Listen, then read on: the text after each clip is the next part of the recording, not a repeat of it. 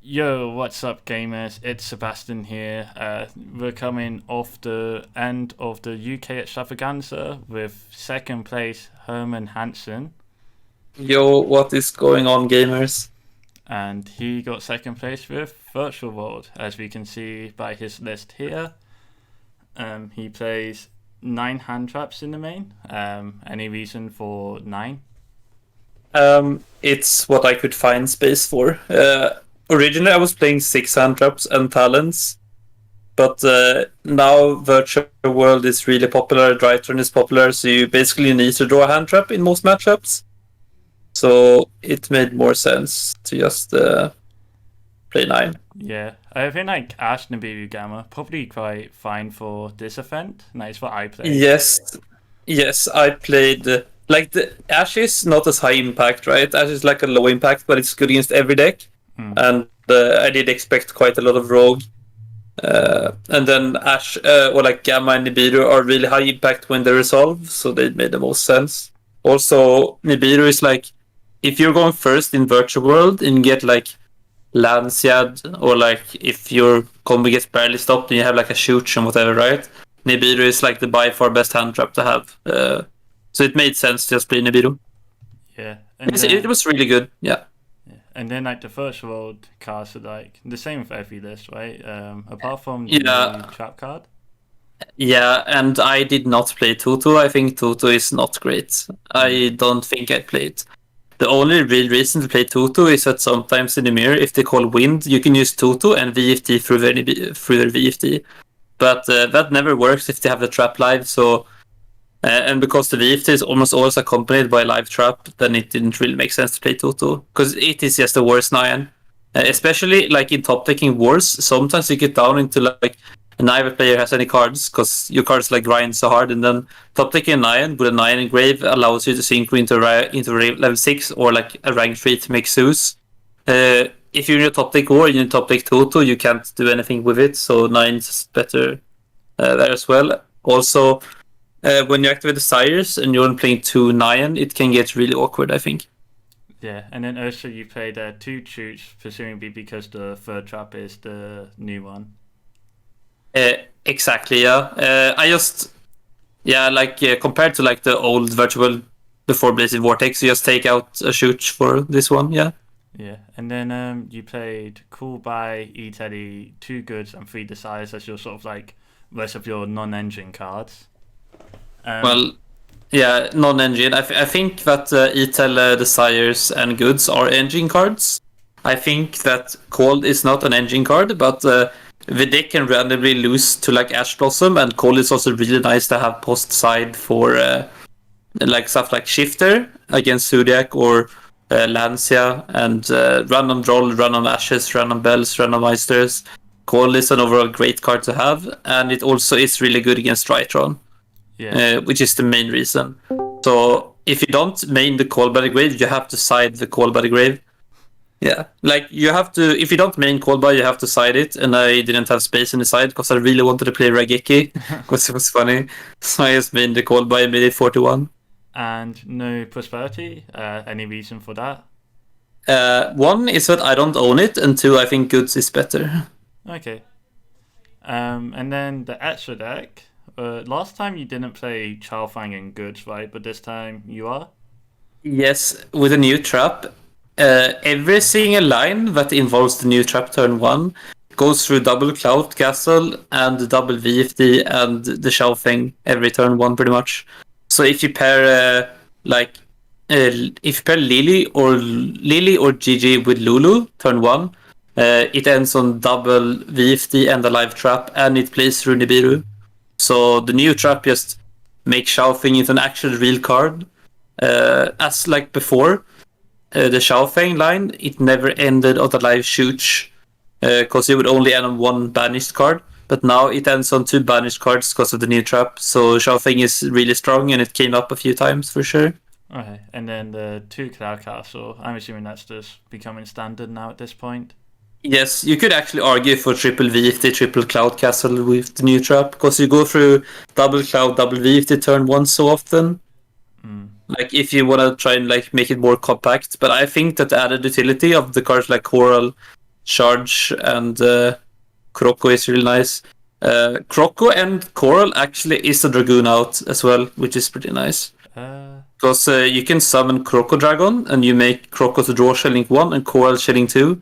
And the Kroko Dragon will pretty much always be enough high attack to attack with a Dragoon, even if they negate the Coral draw, because the Dragoon will stay at 3k. Yeah. So that's like a second out to the Dragoon. Because if you don't have this, like the only other out Dragoon is pretty much just Susing. That's the only other out, yeah. Or like Beyond or Blafnir, which you're not playing in this list. Yeah, I'm not playing them. They don't really come up. As said, you have at least 2 outs for Dragoon.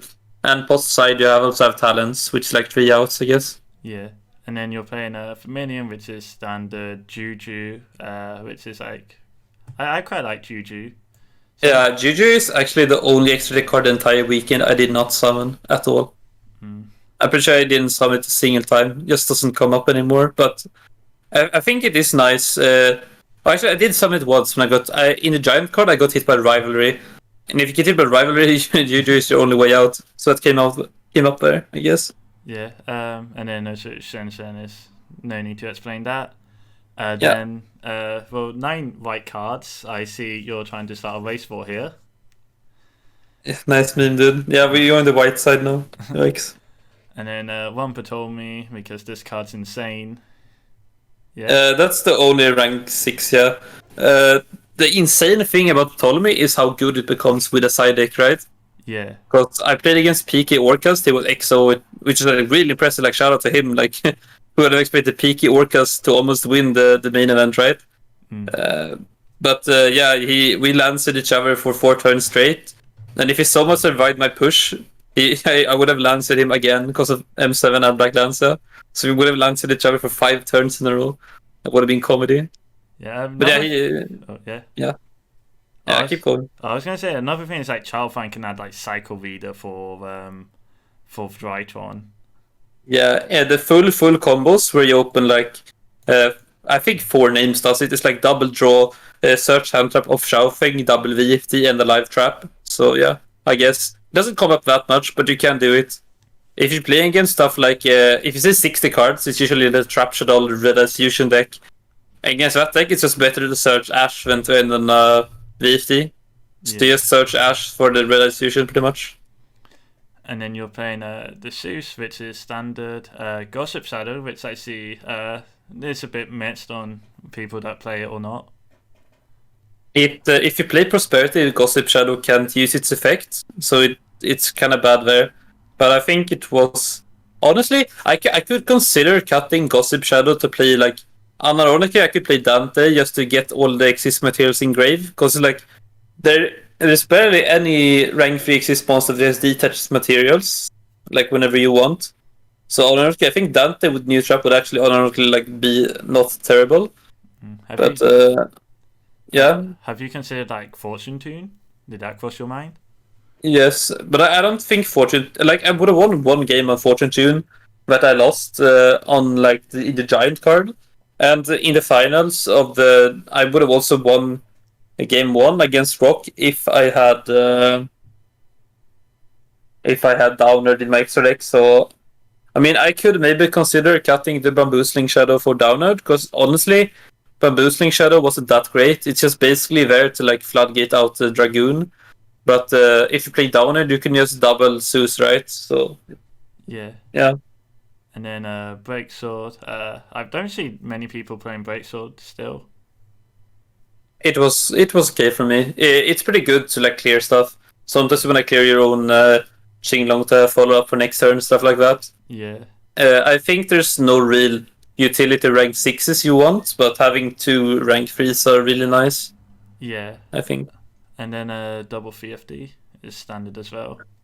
Yeah, the very fun dragon. Yeah. And then a side deck is looks very interesting. You have like the triple cycle reader for Drytron, right? Yeah, the cycle readers of a Drytron. Yeah. The Lancias and Droll, or like the Drolls are for like both.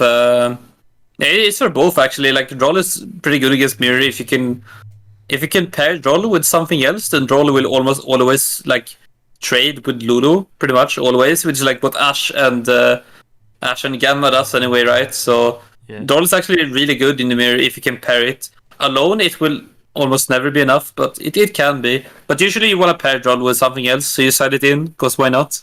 Yeah. So The lands, yeah, go ahead. Per side against Virtual, do you have like 15 hand traps in your deck then? Yes, Nice. nice. I really want to draw hand traps.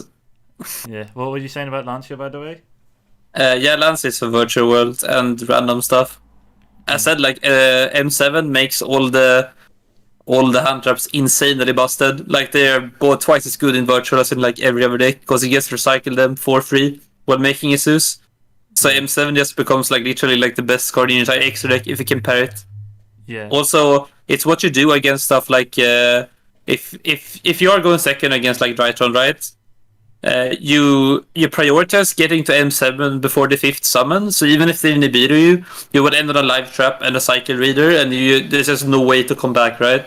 Yeah. So that's just another way to beat the stuff like Nibiru. Alright, cool. And then, Talents offer going first into everything, also Dragoon out. Because you can just steal Dragoon and just OTK through the board by just burning. Yeah, and then Pancratops.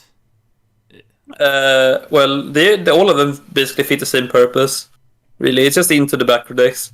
Regeki specifically against Zodiac, because outing a 6 material Zeus can get really cringe. So just flip the Regeki and send it back to the Stone Age. So you just draw Regeki, hopefully, blow up the Zeus, and then you don't have to deal with it. Yeah, I mean it trades with Dryden, right? Makes sense. It's also something you can draw off Charge Warrior and whatever. It's decent. And then the Duster Pank is like back row, yeah. Okay. Yeah. Pank also doubles up against Zodiac out Trident. Yeah. Yeah. Do you have any final words or shoutouts you want to do? Well, shout out to Iman. Shout out to Woff for testing with me. You guys are wrong because this prosperity probably sucks, but I'll get my win eventually. Smile. Also, congrats to the guy who won, honestly.